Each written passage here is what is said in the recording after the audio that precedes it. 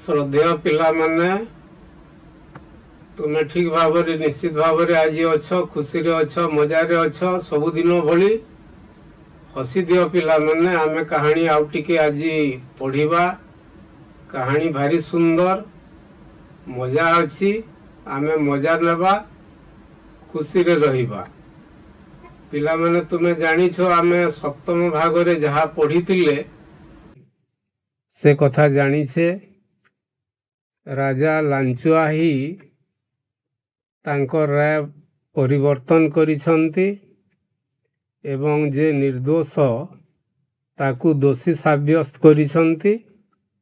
एहाकू पक्षी माने सही पारि नाहंती एवं सेमाने शह शह संख्या रे एकत्रित होई राजा को आक्रमण करिवार निष्पत्ति नैछंती।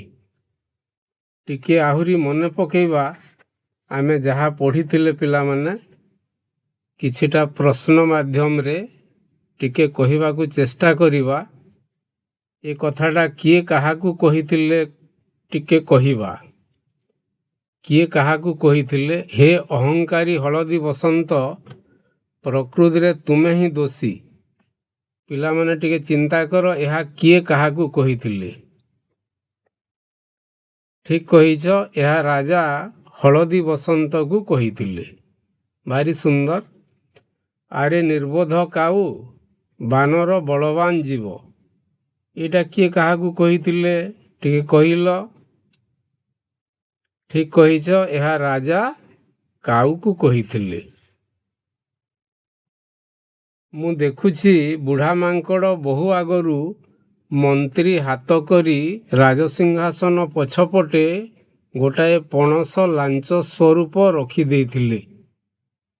आउ थरे मु कहूछि पिला माने मु देखुछि बुढ़ा मांकड़ बहु आगरू मंत्री को हाथ करी राजसिंहासन पछपटे गोटाए पणस लांच स्वरूप रखी देइथिले। इटा किए काहाकू कहिथिले पिला माने। ठीक कहिछ या घर चटिया अन्य चढ़ई माननकू कहिथिला। ठीक अछि। आमे आउ किछि टिके मने पकेबा पिला माने जहा पढ़िथिले एक पदरे प्रकाश करिबा। गोटे वाक्य को आमे एक पदरे प्रकाश करिबा।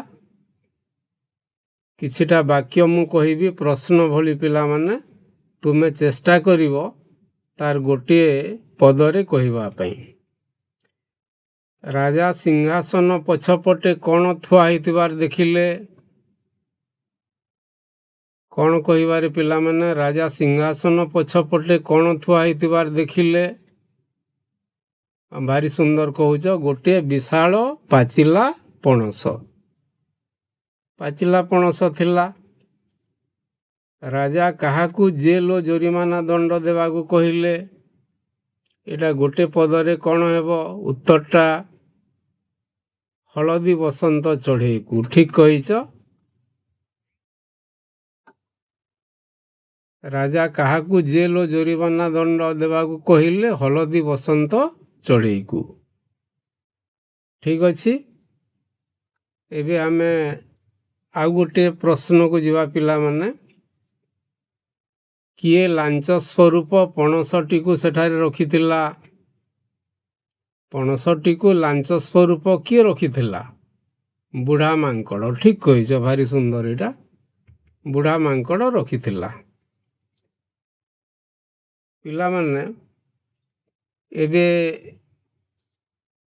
आमे आजी ई कहानी रो शेष आड़ को आमे टिके पढ़िबा। घटनाटी कौन हैला समस्ते जानिबा को टिके चाहुथिबो निश्चित भावरे आमे टिके पढ़िबा एवं ताकू बुझिबा पई चेष्टा करिबा।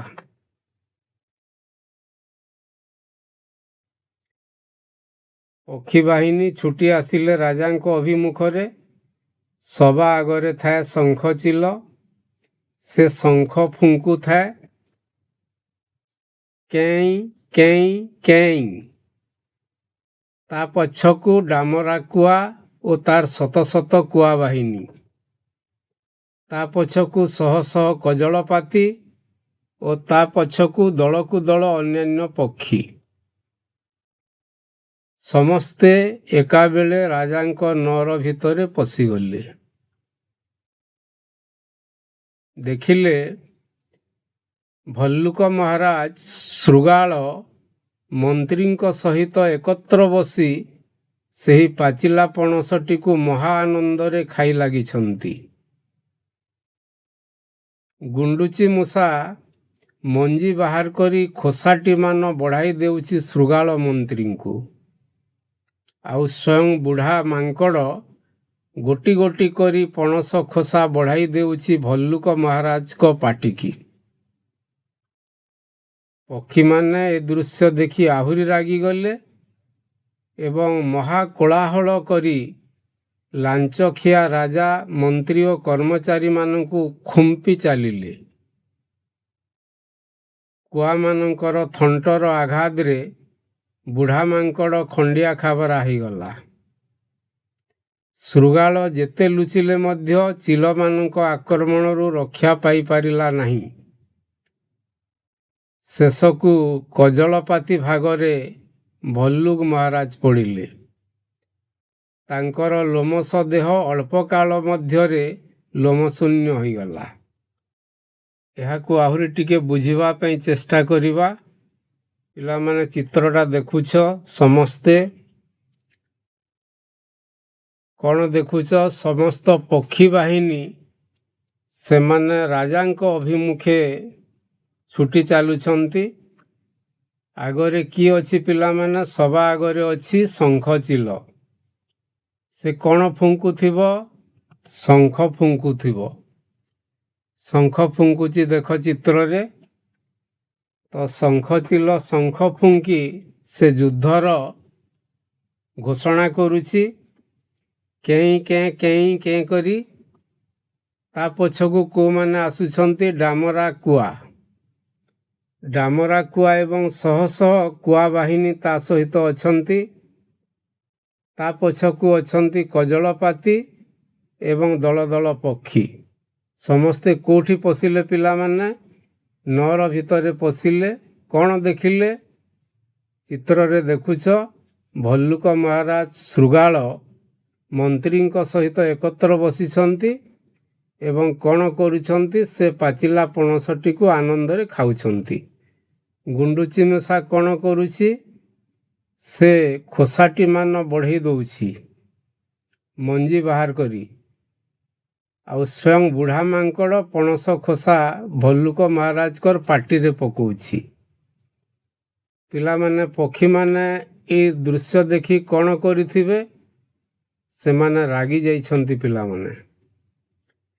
ଏବଂ ପକ୍ଷୀମାନେ ମହା କୋଳାହଳ କରି କ'ଣ କରିଛନ୍ତି? ଲାଞ୍ଚଖିଆ ରାଜା ଏବଂ ମନ୍ତ୍ରୀ କର୍ମଚାରୀମାନଙ୍କୁ ସେମାନେ ଖୁମ୍ପିବାରେ ଲାଗିଛନ୍ତି। ତାପରେ କ'ଣ ହେଲା? କୁଆମାନଙ୍କର ଥଣ୍ଟର ଆଘାତରେ କିଏ ଖଣ୍ଡିଆ ଖାବରା ହେଲା? ବୁଢ଼ା ମାଙ୍କଡ଼ ଖଣ୍ଡିଆ ଖାବରା ହେଇଗଲା। ତାପରେ ଚିଲମାନେ କାହା ପଛରେ ଗୋଡ଼େଇଲେ? ଶୃଗାଳ ପଛରେ। ଶୃଗାଳକୁ ସେମାନେ ଖୋଜିକରି ପାଇଲେ ଏବଂ ତାକୁ ଆକ୍ରମଣ କଲେ। ଶେଷରେ କ'ଣ ହେଲା? କଜଳପାତି ଭାଗରେ କିଏ ପଡ଼ିଲା? ସ୍ୱୟଂ ଭଲ୍ଲୁକ ମହାରାଜ। ଏବଂ କଜଳପାତି ଚଢ଼େଇମାନେ ତାଙ୍କର ଯେଉଁ ମୁନିଆ ଦାନ୍ତ ଥିଲା ଥଣ୍ଟ ସେଥିରେ କାମୁଡ଼ିଲେ ଏବଂ ରାଜା ଅଳ୍ପ କାଳ ମଧ୍ୟରେ କ'ଣ ହୋଇଗଲେ? ଲୋମଶୂନ୍ୟ ହୋଇଗଲେ। ତାଙ୍କ ଦେହର ସବୁ ଲୋମ ଝଡ଼ିଗଲା ବା ଶୂନ୍ୟ ହୋଇଗଲା। ତ ଏଇଭଳି ଭାବରେ ପିଲାମାନେ ପକ୍ଷୀମାନେ କ'ଣ କଲେ? ରାଜାଙ୍କୁ ଆକ୍ରମଣ କଲେ ଏବଂ ରାଜା ଲାଞ୍ଚ ଖାଇ ଯେଉଁ ଭୁଲ ନିଷ୍ପତ୍ତି ନେଇଥିଲେ, ଭୁଲ ଦଣ୍ଡ ଦେଇଥିଲେ, ତାର ସେମାନେ ପ୍ରତିଶୋଧ ନେଲେ। ଠିକ୍ ଅଛି ପିଲାମାନେ, ଆମେ ଏଇ ପ୍ରସଙ୍ଗକୁ ଆଉ ଟିକେ ବୁଝିବା ପାଇଁ ଆସ ଟିକେ ଆଲୋଚନା କରିବା। କିଛିଟା ସହଜ ପ୍ରଶ୍ନ ଆମେ ପଚାରିବା, ଉତ୍ତର ଖୋଜିବା। ପିଲାମାନେ ସବା ଆଗରେ କିଏ ଶଙ୍ଖ ଫୁଙ୍କୁଥିଲା? ଶଙ୍ଖ ଚିଲ। ଠିକ୍ କହିଛ, ସମସ୍ତେ ଠିକ୍ ଉତ୍ତର ଦେଇଛ। ଶୃଗାଳ କିଏ ଥିଲା? ରାଜାଙ୍କ ମନ୍ତ୍ରୀ ଥିଲା, ସମସ୍ତେ ଜାଣିଛ। ଭଲ୍ଲୁକ ମହାରାଜ ମହା ଆନନ୍ଦରେ କ'ଣ ଖାଉଥିଲେ? ଜାଣିଛ? ପାଚିଲା ପଣସ, ସମସ୍ତେ ଜାଣିଛ, ଭାରି ସୁନ୍ଦର। ପକ୍ଷୀମାନଙ୍କ ଆକ୍ରମଣରେ ରାଜାଙ୍କ ଦେହ କିପରି ହେଇଗଲା? କିପରି ହେଲା? ଲୋମଶୂନ୍ୟ ହୋଇଗଲା। ଠିକ୍ କହିଛ। ପିଲାମାନେ, ଏବେ ଆମେ କିଛିଟା ବାକ୍ୟ ଏଇ ପାଠରୁ ଉପସ୍ଥାପନ କରିବା ଏବଂ ସେ ବାକ୍ୟଟା ଠିକ୍ ନା ଭୁଲ ଆମେ କହିବାକୁ ଚେଷ୍ଟା କରିବା। ଠିକ୍ ଅଛି, ମୁଁ ଗୋଟେ ବାକ୍ୟ କହୁଛି। ସବା ଆଗରେ କଜଳପାତି ଥିଲା। ଠିକ୍ ନା ଭୁଲ ପିଲାମାନେ? ଆଗରେ କିଏ ଥିଲା? ଭୁଲ। ଠିକ୍ ଜାଣିଛ। କଜଳପାତି ନଥିଲା, ଶଙ୍ଖଚିଲ ଥିଲା, ଜାଣିଛ? ଠିକ୍ ଅଛି। ଦ୍ୱିତୀୟ ବାକ୍ୟ ଆମେ ନେବା। ଭଲ୍ଲୁକ ମହାରାଜ ଓ ଶୃଗାଳ ମନ୍ତ୍ରୀ ଆମ୍ବ ଖାଉଥିଲେ। ମହାରାଜ ଏବଂ ମନ୍ତ୍ରୀ ଆମ୍ବ ଖାଉଥିଲେ, ଠିକ୍ ନା ଭୁଲ? ଭୁଲ। ଆମ୍ବ ଖାଉନଥିଲେ, ପଣସ ଖାଉଥିଲେ, ଜାଣିଛ? ବୁଢ଼ା ମାଙ୍କଡ଼ ପଣସ ଖୋସା ବଢ଼ାଇ ଦେଉଥିଲା, ଠିକ୍ ନା ଭୁଲ?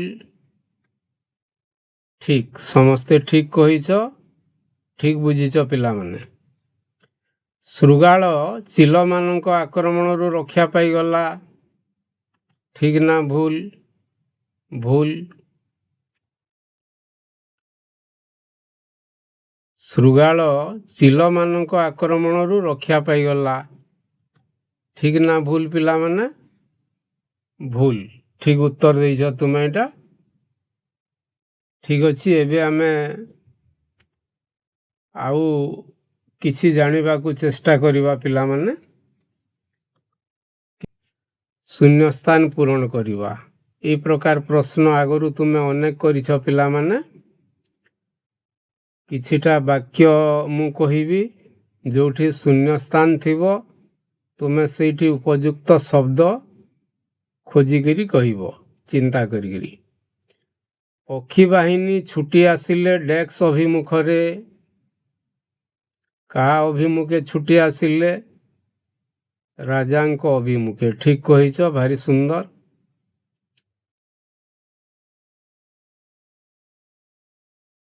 ତାପରେ ଆମେ ଟିକେ ଯିବା ପିଲାମାନେ। ସମସ୍ତେ ଦେଖିଲେ ଡେସ୍କ ମହାରାଜ ଶୃଗାଳ ମନ୍ତ୍ରୀଙ୍କ ସହିତ ଏକତ୍ର ଖାଇ ଲାଗିଛନ୍ତି। এটা ଭାରି ସହଜ ପ୍ରଶ୍ନ। ଭଲ୍ଲୁକ ମହାରାଜ, ଠିକ୍ କହିଛ। ଉତ୍ତରଟା କ'ଣ ହେବ ପିଲାମାନେ? ଭଲ୍ଲୁକ। ଠିକ୍ ଅଛି, ପରବର୍ତ୍ତୀ ପ୍ରଶ୍ନକୁ ଆମେ ଟିକେ ଯିବା। ଡାମରା କୁଆ ଓ ତାର ଶତ ଶତ ଡେସ୍କ। ଡାମରା କୁଆ ଓ ତାର ଶତ ଶତ ଡେସ୍କ। ଠିକ୍ କହିଛ, କୁଆ ବାହିନୀ। ଡାମରା କୁଆ ସହିତ ତାଙ୍କର ଶହ ଶହ କୁଆମାନେ ଥିଲେ, ତାକୁ କୁଆ ବାହିନୀ ବୋଲି କୁହାଯାଇଛି। ଠିକ୍ ଅଛି, ଆମେ ପରବର୍ତ୍ତୀ ପ୍ରଶ୍ନକୁ ଯିବା ପିଲାମାନେ। ଠିକ୍ ଅଛି, ଲାଞ୍ଚଖିଆ ରାଜା ମନ୍ତ୍ରୀ ଓ କର୍ମଚାରୀମାନଙ୍କୁ ଡେସ୍କ ଲାଗିଲେ। ଲାଞ୍ଚଖିଆ ରାଜା ମନ୍ତ୍ରୀ ଓ କର୍ମଚାରୀମାନଙ୍କୁ ଡେସ୍କ ଲାଗିଲେ। ସେ ଚଢ଼େଇମାନେ କ'ଣ କଲେ? ଡେସ୍କ ଜାଗାରେ କ'ଣ ହେବ? ଚିନ୍ତା କର। ଜଣେ ଠିକ୍ ଉତ୍ତର ଦେଇଛନ୍ତି। କ'ଣ କଲେ? ଖୁମ୍ପି ଲାଗିଲେ। ଚଢ଼େଇମାନେ ତାଙ୍କର ଥଣ୍ଟରେ ଖୁମ୍ପିଲେ। ଠିକ୍ ଅଛି, ଆମେ ଏବେ ଆଗ ଥର ପରି ପିଲାମାନେ, ଆଗରୁ ଆମେ ଅନେକ ବିପରୀତ ଶବ୍ଦ କଥା ଲେଖିଛେ। ଏ ପାଠରେ ଯାହା ଥିଲା, ଆହୁରି କିଛି ଶବ୍ଦର ବିପରୀତ ଶବ୍ଦ ଆମେ ଖୋଜିବା ଏବଂ ଲେଖିବା। ଠିକ୍ ଅଛି, ଅତି ସହଜ ଅଛି ପିଲାମାନେ। ଗୋଟେ ଶବ୍ଦ କହୁଛି ଆଗ। ଆଗର ବିପରୀତ ଶବ୍ଦ କ'ଣ ହେବ କିଏ କହିବ?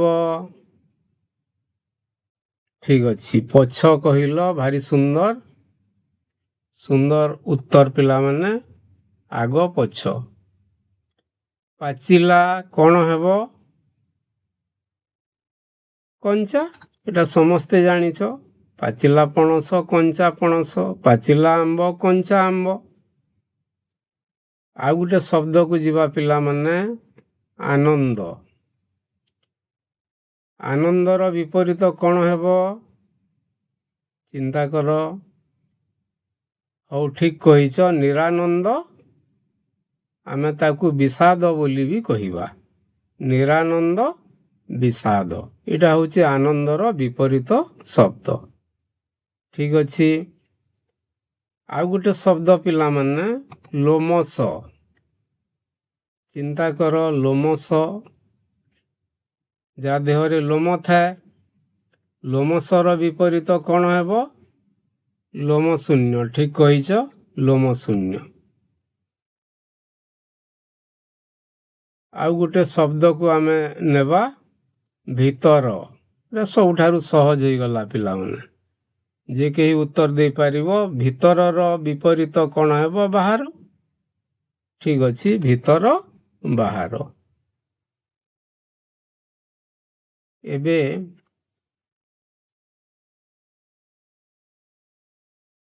ଆମେ ଜାଣିଲେ ପିଲାମାନେ, ଆଜିର ଏ ଯେଉଁ କାହାଣୀଟି ପଢ଼ିଲେ ଆମେ, ଏଇଟା ଏଇ ବିହଙ୍ଗ ବିପ୍ଳବ କାହାଣୀରେ ଆଜି ଯାହା ବୁଝିଲେ,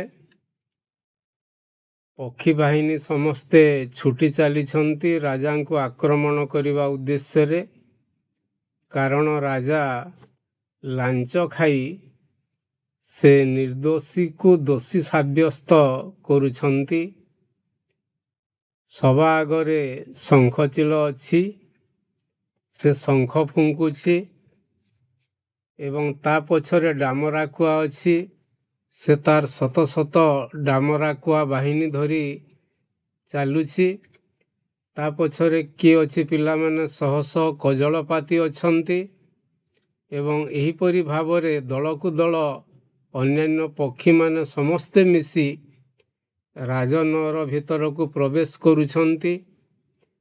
ସେମାନେ ରାଜନଗରକୁ ପ୍ରବେଶ କଲେ। ସେଇଠି ଦେଖିଲେ କ'ଣ ହେଇଛି? ଭଲ୍ଲୁକ ମହାରାଜ ଶୃଗାଳ ମନ୍ତ୍ରୀଙ୍କ ସହିତ ଏକତ୍ର ବସିଛନ୍ତି ଏବଂ ଆନନ୍ଦରେ ସେମାନେ ପଣସ ଖାଇବାରେ ଲାଗିଛନ୍ତି।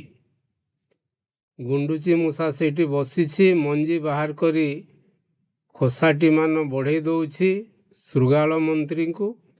ଏବଂ ବୁଢ଼ା ମାଙ୍କଡ଼ ସ୍ୱୟଂ କ'ଣ କରିଛି? ଗୋଟି ଗୋଟି କରି ପଣସ ଖୋସା ଭଲ୍ଲୁକ ମହାରାଜଙ୍କର ପାଟିକୁ ବଢ଼େଇ ଦେଉଛି। ଏହିଭଳି ଦୃଶ୍ୟ ଦେଖି ପକ୍ଷୀମାନେ ମୋଟେ ସହିପାରିଲେ ନାହିଁ। ରାଗିଗଲେ, କୋଳାହଳ କଲେ ଏବଂ ସମସ୍ତେ ଏକତ୍ରିତ ଭାବରେ ଲାଞ୍ଚଖିଆ ରାଜା, ମନ୍ତ୍ରୀ ଓ କର୍ମଚାରୀଙ୍କୁ ଆକ୍ରମଣ କଲେ, ଖୁମ୍ପିବାରେ ଲାଗିଲେ। କୁଆମାନଙ୍କର ଥଣ୍ଟର ଆଘାତରେ ବୁଢ଼ା ମାଙ୍କଡ଼ ଖଣ୍ଡିଆ ଖାବରା ହେଇଗଲା। ଶୃଗାଳ ଲୁଚିବା ପାଇଁ ଚେଷ୍ଟା କଲା। ଚିଲମାନେ ତା ପଛରେ ଗୋଡ଼େଇଲେ ଏବଂ ଶୃଗାଳ ମଧ୍ୟ ତାଙ୍କର ଆକ୍ରମଣରୁ ରକ୍ଷା ପାଇପାରିଲା ନାହିଁ। ଶେଷ ଭାଗରେ ପଡ଼ିଲା କଜଳପାତି। କଜଳପାତିର ଭାଗରେ କିଏ ପଡ଼ିଲା ପିଲାମାନେ? ଭଲ୍ଲୁକ ମହାରାଜ। ଏବଂ କଜଳପାତି ଚଢ଼େଇମାନେ ରାଜାଙ୍କ ଲୋମଶ ଦେହକୁ ଲୋମଶୂନ୍ୟ କରିଦେଲେ। ଅଳ୍ପ କାଳ ଭିତରେ ଭଲ୍ଲୁକ ମହାରାଜ ରକ୍ତାକ୍ତ ହୋଇଗଲେ। ପିଲାମାନେ, ଏହିଭଳି ଭାବରେ ପକ୍ଷୀମାନେ ବିପ୍ଳବ କଲେ ଏବଂ ରାଜାଙ୍କ ଅନ୍ୟାୟ ବିରୁଦ୍ଧରେ ପ୍ରତିବାଦ କଲେ। ବିହଙ୍ଗମାନେ, ପକ୍ଷୀମାନେ ମଧ୍ୟ ବେଳେବେଳେ ବିଦ୍ରୋହ କରନ୍ତି। ଯେତେବେଳେ ତାଙ୍କ ବିରୁଦ୍ଧରେ ଅନ୍ୟାୟ ହୁଏ ବା ତାଙ୍କ ପ୍ରତି ଅନ୍ୟାୟ ହୁଏ, ସେମାନେ ସହିପାରନ୍ତି ନାହିଁ, ସେମାନେ ଆକ୍ରମଣ କରନ୍ତି ଏବଂ ତାର ଫଳସ୍ୱରୂପ କ'ଣ ହୁଏ? ଅନ୍ୟାୟ ଶେଷ ହୁଏ। ତ ଏଇଠି ରାଜା ଦଣ୍ଡ ପାଇଛନ୍ତି ଏବଂ ଶେଷରେ ଚଢ଼େଇମାନଙ୍କର ବିପ୍ଳବରେ କ'ଣ ହେଇଛି? ଜୟ ହେଇଛି।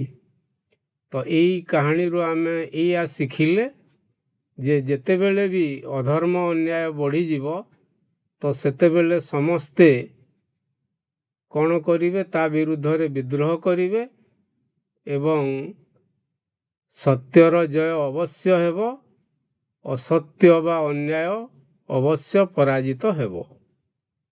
ଠିକ୍ ଅଛି, ଆମେ ଏଇ କାହାଣୀଟି ଏଇଭଳି ଭାବରେ ବୁଝିଲେ।